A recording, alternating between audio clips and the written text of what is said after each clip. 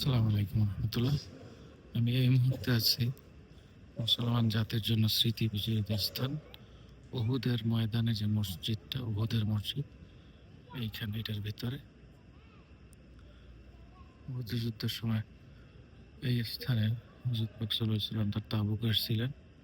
আমরা জানি উক্ত যুদ্ধে ৭০ জন সাহাবা শহীদ হয়েছেন মুসলমানদের সাহাবীদের ভুলের কারণে, এবং বড় শহীদ সাহাবা হয়েছিলেন, মানে বড় মানের একজন সাহাবা ছিলেন হামজা রাদিয়াল্লাহু তাআলা আনহু। তা শহীদ হয়েছে এই উহুদের ময়দানে। তো আমরা সেগুলো দেখবো। তো মাগরিবের আজান দিয়ে দিল, আমরা এখন নামাজের জন্য রেডি হব। আপনারা দেখছেন তাকবীর হচ্ছে, আর এই দেশে তাকবীর কিন্তু একবার করে দেয়।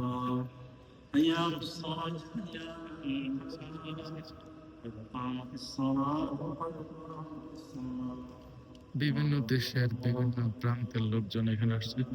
আমরা মুসলিম সবাই একই কাতারে দাঁড়াই এখন মাগরিবের নামাজ আদায় করি।